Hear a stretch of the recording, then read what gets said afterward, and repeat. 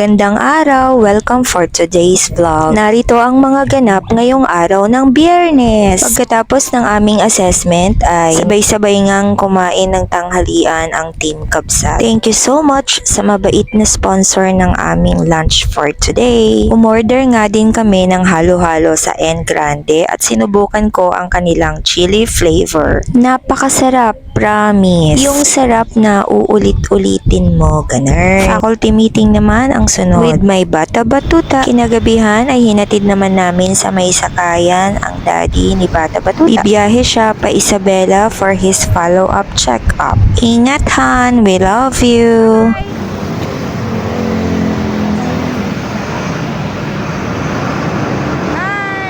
Tapos ay sinamahan naman ako ni Bata Batuta para magpagupit. And lastly, sa supermarket dahil naubusan na ng vitamins si Bata Batuta. Thank you so much kay Janine sa pa-blowout niyang Chowking Loria. And shout out to you, John Ace.